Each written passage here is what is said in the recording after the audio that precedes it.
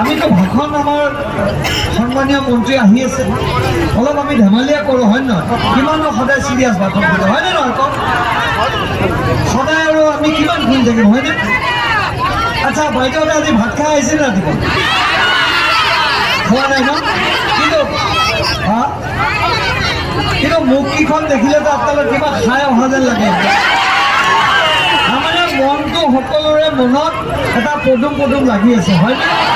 বিহুৰ সময়, এইটো সময়ত আৰু আমি ভাত নাখালেও খোৱা বুলি ধৰিছোঁ। মই মানে আইসকলক এটা অনুৰোধ কৰিছোঁ, আমাৰ নামনিত আমি এনেকৈ কৰোঁ অনুষ্ঠান। ইলেকশ্যনৰ দিনাখনে আপোনালোকে মতা মানুহখিনিক এঠিকাত দিয়ক। আপোনালোকে ইমান কষ্ট কৰি ভাত বনাই আমাক খুৱাই দিয়কচোন, হয়নে? আমাৰ গোটেই ঘৰখন আপোনালোকে ৰাতিপুৱা উঠেও সোনকালে, আকৌ দেৰিকৈও খুৱাই। এই নিৰ্বাচনৰ দিনাখনে এইবাৰ আপোনালোকৰ মতাকেইটা ক'ব তোমালোকে ভাত বনোৱা। আৰু আজি আমি সোনকালে যাম, ৰাতিপুৱা 5টাতে উঠাই দিব মতাকেইটা। ময়ো আছোঁ তাতে।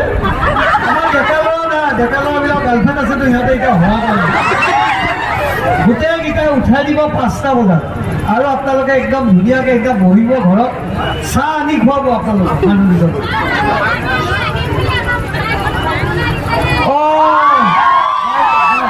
বাইদেউৰ নামটো কি? চুনী হাজৰিকা বাইদেউ আজি নিজৰ মতাটোৰ বদনাম নাম বুলি আগেই ভুল গাব ধৰিছে।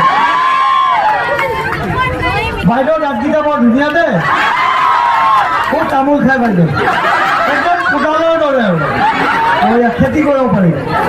ধেমালি কৰিছোঁ আপোনাৰ মাজত, কাৰণ কিমাননো আমি আঁচনিৰ কথা কওঁ।